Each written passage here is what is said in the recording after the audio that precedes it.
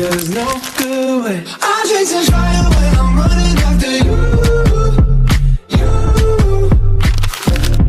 you got that something that I never wanna lose. Lose. You, you got that something that I never wanna lose. Lose. Yeah, it's like dancing when the song's already over. Moving without getting any closer. Evet, canım istiyor ya. İlk sıra perkenalan kompa kami.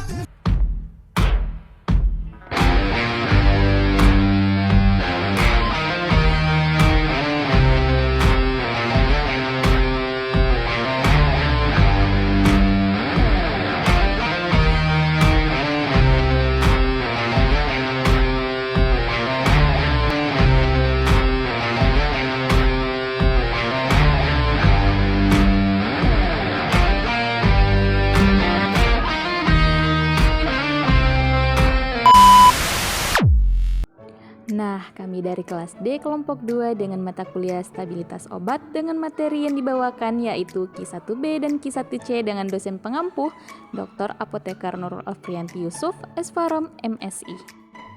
Q1B adalah petunjuk dalam melakukan pengujian fotostabilitas zat dan produk obat baru, di mana kode Q1B lebih fokus kepada pencahayaan. Nah, karakteristik fotostabilitas intrinsik zat aktif dan produk obat baru perlu dievaluasi untuk memastikan bahwa paparan cahaya tidak menyebabkan perubahan yang tidak dapat diterima. Nah, pada beberapa keadaan studi fotostabilitas itu perlu diulang jika terdapat perubahan tertentu pada produk seperti formulasi dan pengemasan. Pengujian fotostabilitas yang direkomendasikan terbagi menjadi 4. Yang pertama, pengujian terhadap zat obat.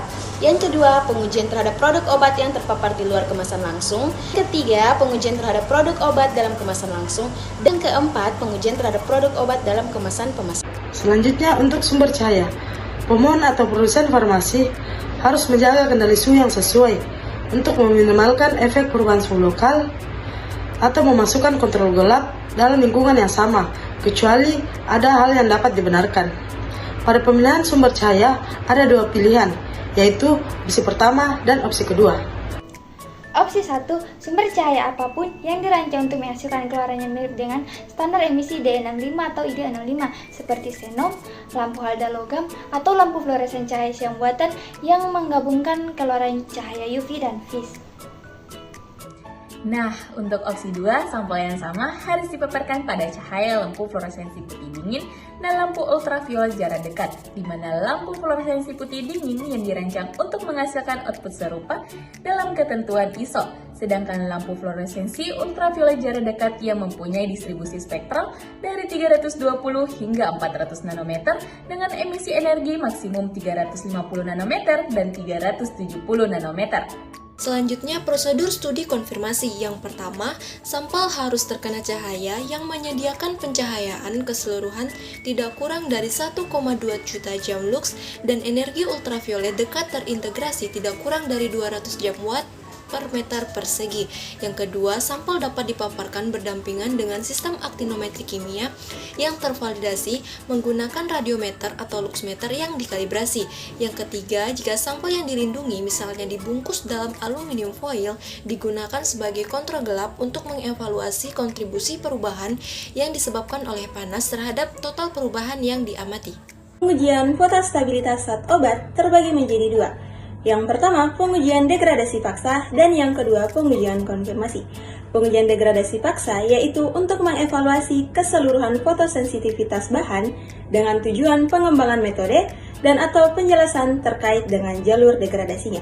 Dalam studi ini, sampel harus berada dalam wadah yang inert secara kimia dan transparan. Nah, selanjutnya, studi pengujian degradasi paksa diakhiri jika terjadi dekomposisi yang luas. Dan untuk bahan yang fotostabil, studi dapat diakhiri jika tingkat paparan yang sesuai telah digunakan. Pengujian konfirmasi. Pengujian konfirmasi memberikan informasi mengenai penanganan, pengemasan, dan pelabelan. Biasanya, hanya satu batch zat obat yang diuji selama fase pengembangan. Kemudian, karakteristik fotostabilitas harus dikonfirmasi. Jika hasil studi konfirmasi tidak jelas, pengujian hingga 2 batch tambahan harus dilakukan. Selanjutnya, prosedur pengujian fotostabilitas zat obat. Pada penyiapan sampel, pastikan bahwa efek perubahan wujud harus diminimalkan. Kemungkinan interaksi antara sampel dan bahan yang digunakan dalam wadah harus dipertimbangkan. Cairan sebaiknya disimpan dalam wadah bening dan inert. Yang keempat yaitu memberikan gangguan minimal terhadap paparan sampel yang diuji. Dan yang kelima yaitu zat obat pada tersebar di seluruh wadah yang memberikan ketebalan tidak kurang dari 3 mm. Prosedur pengujian fotostabilitas zat obat bagian analisis sampel terbagi menjadi 5. Yang pertama, sampel harus diperiksa untuk mengetahui adanya perubahan pada sifat fisik. Yang kedua, pengujian degradasi untuk produk yang mungkin timbul dari proses degradasi fotokimia. Yang ketiga, analisis sampel yang terpapar harus dilakukan bersamaan dengan analisis sampel terlindungi yang digunakan sebagai kontur gelap. Dan yang keempat, pemeriksaan homogenisasi. Dan yang terakhir, bila sampel zat obat padat, sampel yang diambil harus mencerminkan keseluruhan batch atau populasi zat yang akan diuji. Proses pengujian fotostabilitas zat obat. Pada penilaian hasil, yang pertama yaitu degradasi paksa. Saat mengevaluasi hasil studi ini, penting untuk menyadari bahwa studi ini tidak dirancang untuk menetapkan batasan kualitatif atau kuantitatif untuk berbahan. Tapi, metode pengujian ini harus mampu mendeteksi dan mengatasi degradasi fotolitik yang muncul selama studi konfirmasi. Proses pengujian fotostabilitas zat obat pada penilaian hasil yang kedua yaitu studi konfirmasi.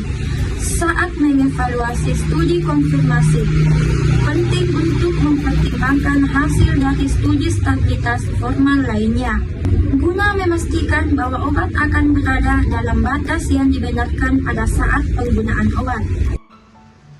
Pengujian fotostabilitas produk obat. Yang pertama, pengujian produk yang terpapar sepenuhnya. Yang kedua, produk dalam kemasan langsung. Dan yang ketiga, dalam paket pemasaran. Pengujian harus dilanjutkan hingga hasilnya menunjukkan bahwa produk obat terlindungi secara memadai dari paparan cahaya. Biasanya, hanya 1 batch produk obat yang diuji jika hasil studi konfirmasi meragukan. Pengujian hingga 2 batch tambahan harus dilakukan. Berikutnya yaitu bagian alur keputusan untuk pengujian fotostabilitas produk obat. Prosesnya dimulai dengan pertanyaan apakah ada perubahan pada formulasi produk obat yang diuji. Jika tidak, lanjut ke pertanyaan berikutnya mengenai perubahan paket. Jika iya, produk langsung dipaparkan cahaya untuk uji fotostabilitas untuk melihat dampak potensial dari cahaya terhadap stabilitas produk. Kemudian dievaluasi apakah perubahannya dapat diterima atau tidak. Jika iya, uji selesai. Jika tidak, dilakukan uji paket segera dengan menilai apakah ada perubahan pada paket segera.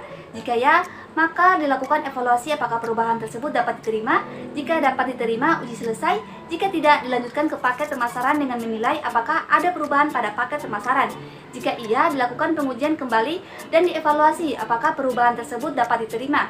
Jika iya, uji selesai. Jika tidak, maka dilakukan desain ulang pada paket atau reformulasi produk sehingga uji-uji sebelumnya diulang kembali dari awal. Nah, adapun prosedur pengujian fotostabilitas produk obat yaitu penyajian sampel. Yang pertama, bila memungkinkan, sampel produk obat di luar kemasan primer harus disajikan mirip dengan kondisi yang disebutkan untuk zat obat. Yang kedua, sampel diposisikan untuk memberikan area paparan yang maksimum terhadap sumber cahaya. Misalnya, tablet, kapsul, dan lain-lain harus ditempatkan dalam satu lapisan. Yang ketiga, jika paparan langsung tidak praktis, misalnya terjadi oksidasi suatu produk, maka sampel harus ditempatkan dalam wadah transparan inert. Dan yang keempat, pengujian produk obat dalam wadah langsung sebagaimana dipasarkan harus ditempatkan secara horizontal melintang terhadap sumber cahaya. Selanjutnya, prosedur pengujian fotostabilitas produk obat yang meliputi 4 analisis sampel. Yang pertama, sampel harus diperiksa untuk mengetahui adanya perubahan pada sifat fisik dan adanya produk degradan. Yang kedua, bila sampel bubuk, sampel yang diambil harus mencerminkan keseluruhan batch atau populasi zat yang diuji. Yang ketiga, untuk produk bentuk sediaan oral padat, pengujian harus dilakukan pada komposit berukuran tepat, misalnya 20 tablet atau 20 kapsul. Dan yang terakhir, pertimbangan pengambilan sampel serupa seperti homogenisasi atau solubilisasi seluruh sampel dan analisis sampel yang terpapar harus bersamaan dengan sampel yang dilindungi. Selanjutnya, penilaian hasil. Yang pertama, tergantung pada tingkat perubahan, pelabelan, atau pengemasan khusus yang mungkin diperlukan. Yang kedua, saat mengevaluasi hasil studi fotostabilitas untuk menentukan apakah perubahan akibat paparan cahaya dapat diterima. Penting untuk mempertimbangkan hasil yang diperoleh dari studi stabilitas formal lainnya guna memastikan bahwa produk akan berada dalam spesifikasi yang diusulkan selama masa simpan. Yang kedua, Q1C, pengujian stabilitas untuk bentuk sediaan baru. Selanjutnya, pedoman pengujian stabilitas Q1C yang memuat tentang bagaimana pengujian stabilitas untuk bentuk sediaan baru. Bentuk sediaan baru adalah produk obat yang jenis produk farmasinya berbeda, namun mengandung zat aktif yang sama dengan produk obat lama yang telah disetujui oleh instansi terkait. Yang termasuk bentuk sediaan baru terbagi menjadi 3, yaitu produk dengan rute pemberian berbeda, fungsi spesifik atau sistem pengantaran baru, dan bentuk sediaan berbeda dengan rute pemberian yang sama. Tapi ketiganya harus memiliki kandungan zat aktif yang sama. Uji stabilitas Q1 memiliki tujuan untuk membuktikan suatu bahan obat atau produk obat bervariasi dengan waktu di bawah pengaruh berbagai faktor lingkungan untuk menetapkan periode pengujian ulang untuk zat obat atau umur simpan obat, produk obat, dan kondisi penyimpanan yang disarankan. Adapun informasi tentang stabilitas bahan obat, yang pertama adalah stress testing, pemilihan batch, sistem penutupan wadah, spesifikasi, frekuensi pengujian, kondisi penyimpanan, evaluasi, dan pelabelan. Selanjutnya, desain studi stabilitas formal untuk produk obat harus berdasarkan pada pengetahuan tentang perilaku dan sifat-sifat bahan obat dan studi stabilitas pada bahan obat dan pada pengalaman yang diperoleh dari studi formulasi klinis. Adapun studi stabilitas formal yaitu yang pertama, fotostabilitas testing, yang kedua, pemilihan batch, yang ketiga, sistem penutupan wadah, yang keempat, spesifikasi, yang kelima, frekuensi pengujian, yang keenam, kondisi penyimpanan, yang ketujuh, evaluasi, yang kedelapan, pelabelan, dan yang terakhir, stability commitment.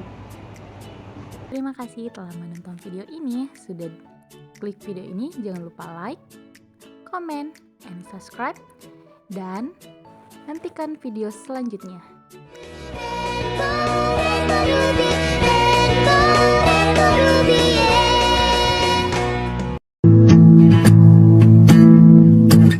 We keep this love in a photograph. We made these memories for ourselves, where our eyes are never closing, hearts are never broken, time's forever frozen still. So you can keep me inside the pocket of your ripped jeans, holding me closer till our eyes meet. You won't ever be alone. We made these memories for ourselves, where our eyes are never closing, hearts are never broken, time's forever frozen still. So you can keep